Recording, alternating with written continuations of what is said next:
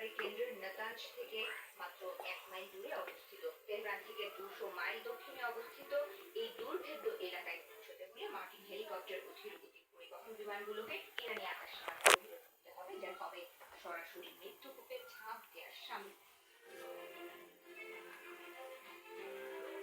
রহস্যের দানা আরো বেঁধেছে ইরানের 970 পাউন্ড উচ্চমাত্রায় সমৃদ্ধ ইউরেনিয়াম নিয়ে। আন্তর্জাতিক পারমাণবিক শক্তি সংস্থা IAEA এর প্রধান রাফায়েল গ্রোসি জানিয়েছেন, এর অর্ধেক ইস্পাহানের ধ্বংসস্তূপের নিচে থাকতে পারে। তবে বাকি অর্ধেক কোথায়? বিশ্লেষকদের প্রবল আশঙ্কা ইরান হয়তো সেই তো সবাই আমার চ্যানেলটিকে সাবস্ক্রাইব করে পাশে থাকবেন, যেন আমি নতুন নতুন ভিডিও আপনাদের মাঝে আপনাদের সাপোর্ট করেন। ইনশাআল্লাহ ভালো ভিডিও দেওয়ার জন্য চেষ্টা করব।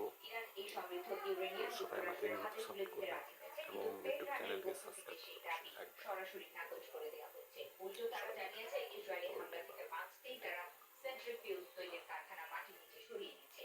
তবে IAEA এর পরিদর্শনের সুযোগ না দেওয়ায় এই দাবি এখন আন্তর্জাতিক মহলে বড় প্রশ্নের মুখে। শুধু পিক্যাক্স মাউন্টেনই নয়, ইস্পাহানের নতুন একটি স্থাপনা নিয়েও মার্কিন গোয়েন্দারা চরম উদ্বিগ্ন। গত মার্চে তেহরান সেই স্থাপনার কথা স্বীকার করলেও সেখানে এখনো কোনো আন্তর্জাতিক পরিদর্শক ঢুকতে পারেনি। জেনসার বিশ্লেষণে বলা হয়েছে, ইস্পাহানের এই নতুন কেন্দ্রটিও বাম্পার বাস্টার বোমার নাগালের বাইরে। ফলে ইরানের পারমাণবিক শক্তি এখন আক্ষরিক অর্থেই পাতাল ভেদি রূপ নিয়েছে।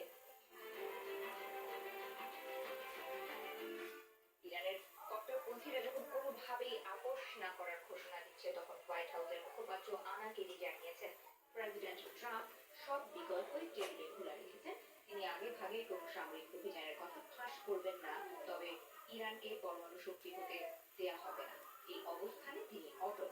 তবে বিশ্লেষকেরা মনে করছেন, কেবল কূটনীতি ছাড়া এই গ্রানাইট দেয়াল ভেদ করার আর কোনো বাস্তবসম্মত পথ নেই।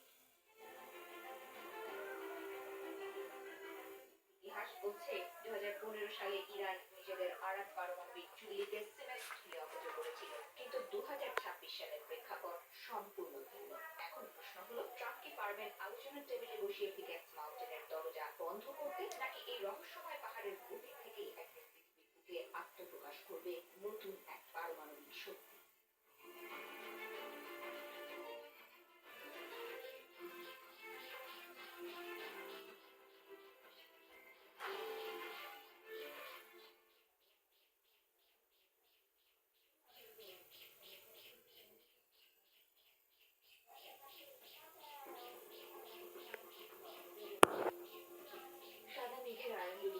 প্রলয়ঙ্করী আগুনের শিখাটি তবে এবার সত্যিই জ্বলে উঠতে যাচ্ছে।